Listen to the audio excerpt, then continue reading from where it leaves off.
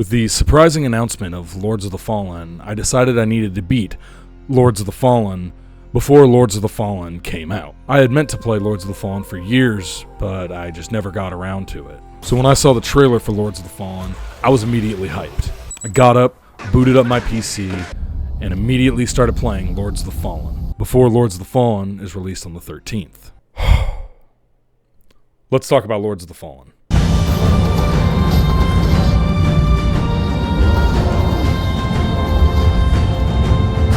Take a shot every time I said Lords of the Fallen. Make that a drinking game. I'm gonna end this video with alcohol poisoning. So what is Lords of the Fallen? Spoilers. Sort of. Other than having a horrible naming convention, in short, you play as Tattoo Man in this footloose-ass town where everyone in it just sort of hates you. The player doesn't really know why. Everybody just keeps on saying that you're bad, and they know what you've done based on your tattoos. You're a bad man. He's bad guy. Oh, he's mean. But he's a mean. Oh, he's a mean guy. Bad. He's bad guy. Oh, he's bad guy. So Tattoo Man gets released by a wizard to save humanity by killing the Lords of the Fallen. And then you go and do it. There's not really much build up to it. You pretty much immediately just start killing. Then you save the kingdom. You meet the king. Then you go kill the rest of the Lords of the Fallen. You go back to the kingdom. Everyone's trying to kill you now. There's the traitor! Kill everyone you save. Kill the king. Which they claim he has changed into some sort of monster. But as far as I can tell, he's always looked the same to me. Am I right? Politics. That's a story as I see it. I don't really care to look into it any further, honestly, because none of the NPCs, I don't really like any of them. And quite honestly, I don't even really like the main character. No women allowed. I'm starting to like this guy. And if VaatiVidya hasn't made a Prepare to Cry series on this game, then I don't really care about it. And quite honestly, it's barely, I don't even know if it qualifies as a Soulsborne game if VaatiVidya hasn't talked about it. This goes out to you, CI, or Deck 13, whichever. I don't know which one of you is actually responsible for making the game. But either way, I played your little game, okay? And I have a list here. A list of things I expect you to fix before the game's release. And if you don't, I'll be pretty upset. And you wouldn't want that. Another gamer getting upset, ranting online. I'm just kidding. I won't really be that upset, honestly.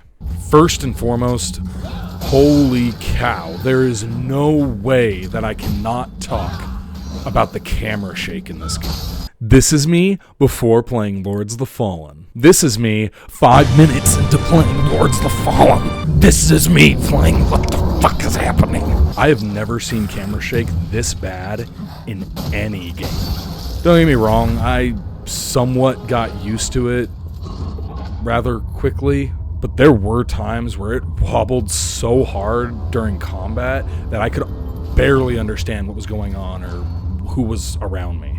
Not only that, but it honestly felt like the developers wanted it to be this way, or they were just being stubborn with how bad it was. I'm not sure which, because there's no option to take it off. Like most games, you get the option of being able to take off camera shake, but this game, it's so obnoxious, and it's one of the only games where you can't. And on a similar note, the lock-on system is just horrible. Like, I don't know, it's nothing unique or special, but they still somehow managed to make a system that's been around for a while now feel old and clunky and slow and unresponsive. I mean, there are plenty of times where I was fighting multiple enemies and trying to switch in between targets. It just wouldn't change at all. And I would just kind of go, okay, I guess it's just not going to change to a different target. And so then I'd go to attack, and then it changes the target, and then I just end up looking like an idiot, swinging at nothing and nobody, and just getting sucker punched. Moving on from game mechanics, honestly, a lot of the character designs are just kind of boring. Or maybe not boring, but just overly used. I get that in the game you're supposed to be at war with the Rogar, which is like the evil people army thing. But throughout the entire game, it really feels like you are fighting one of like, I don't know, like 10 enemy types, but like they all have like the same skin, if that makes sense. And because of that, sometimes it's hard to even tell if an enemy is different than another enemy, and the bosses start to blend together, which, don't get me wrong, there are cool bosses, but there's also a lot of bosses that just kind of look like, hey, it's this enemy you fought, but bigger, or he has another weapon.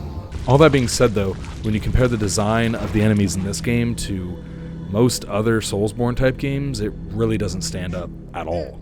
Now, that being said, let's get positive. Look at this guy. I love this guy.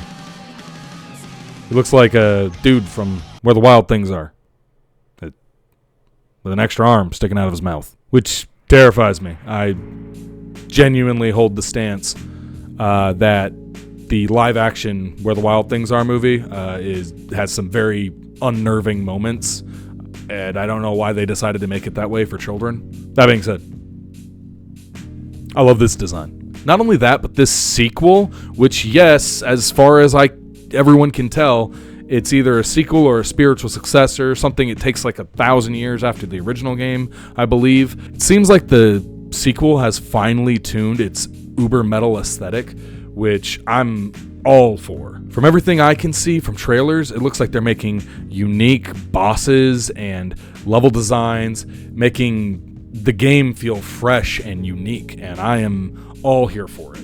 At least I hope so, based on what I've seen so far. Now, let's cut all the negative talk. Let's talk about the most important thing. The one thing that Lords of the Fallen does so perfectly. The meat. Lords of the Fallen has the meats. Almost too much meat. Too much meat. Too much meat.